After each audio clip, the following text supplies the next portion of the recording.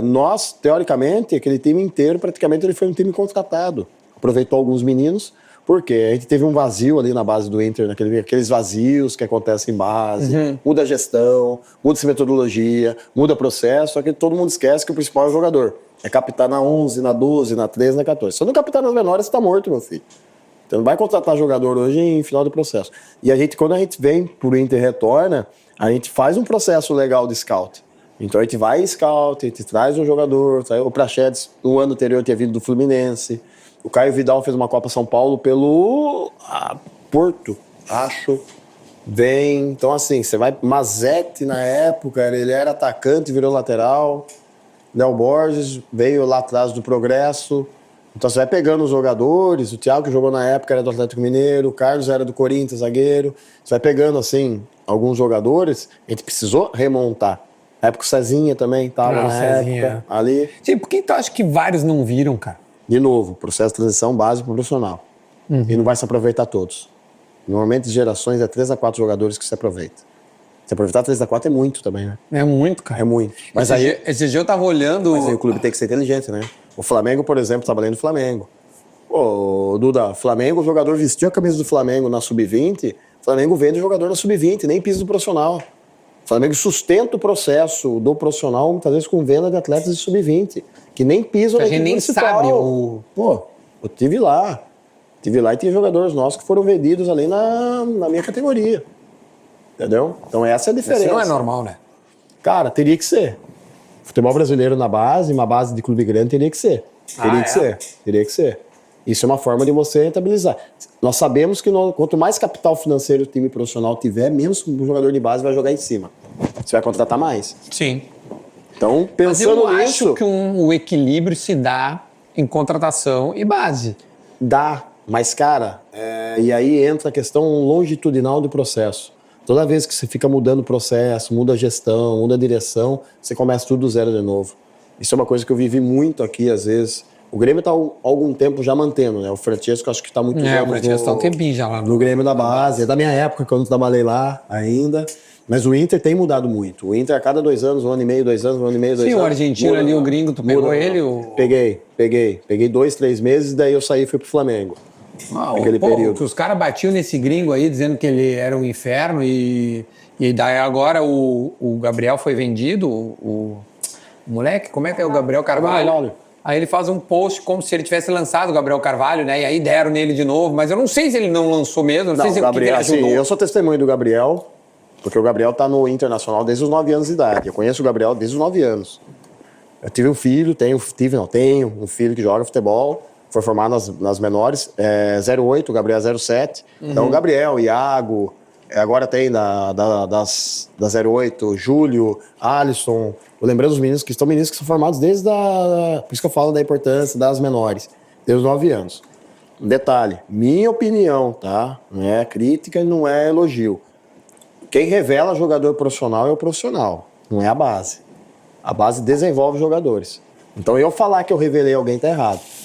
Eu falei, se tem um exemplo, por exemplo, do Johnny, só que o exemplo do Johnny é assim, todos que trabalharam com ele têm participação na formação dele. Sem dúvida. Eu não revelei ninguém. Claro. Eu ajudei o Johnny a encontrar um caminho. Então, assim, o Johnny a se formar. Disso, de matar no peito, revelação, não gosto disso. Acho isso aí um egocentrismo do caramba. Minha opinião e informação. Desenvolvimento. Se estou certo ou estou errado, você está falando com um cara aqui que tem expertise de treinador de base de 2018 a 2021 para 22 praticamente. Então são 15, 16 anos de base. Então eu posso falar, entendeu? Em relação a isso. Coisa que muitos não podem falar porque não vivenciaram isso ou vivenciaram muito pouco. Então eu não sei. Mas toda essa explicação começou do Gabriel Carvalho, que eu dei um exemplo. O Gabriel Carvalho quer dizer que o Inter capta ou acha ele aos 9 anos. 9 anos de idade. E ele faz toda a base do Inter. Isso aí. E o que tu presenciou do Gabriel Carvalho? Tu quer dizer, não, eu presenciei o Gabriel Carvalho. Eu tava numa distância muito grande dele, né? Eu vi ele jogando os torneios de bairro, de vila, tal, os campeonatos que tinha. E é interessante, não vou citar nomes, que tinha nomes naquele período que se dizia que estavam na frente dele. E não viraram. Né? Então a continuidade do processo faz com que vire. E o potencial dele também. Cara, depende muito do atleta. Tem bases de clubes, não é uma crítica, que às vezes a base é uma bagunça do caramba, mas tem tanto jogador bom que sempre vinga alguém. Vira alguém. Vira alguém. Então, assim, o que tá certo, o que tá errado? Não sei. Agora... E por que tu acha, aí, cara, fica tranquilo se tu não quiser responder. Por que o Inter não consegue, porque o Inter é tão grande quanto vários. Sim. Mas o Inter não, tirando o Gabriel Carvalho agora, que é difícil tirar o Gabriel Carvalho, porque ele existe e ele já foi vendido por uma Babilônia. Sim.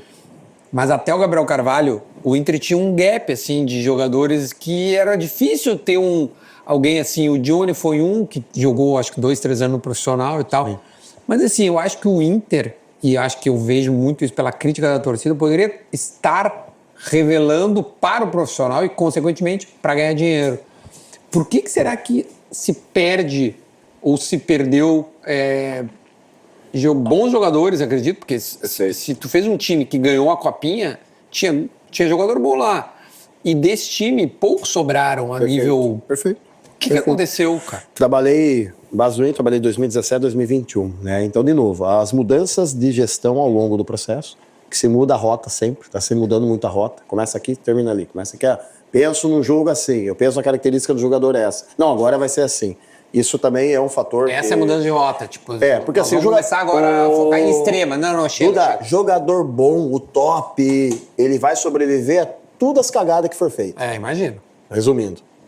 O jogador médio, para virar bom, precisa de treino, precisa de trabalho, precisa de continuidade. Então é esse que se ferra.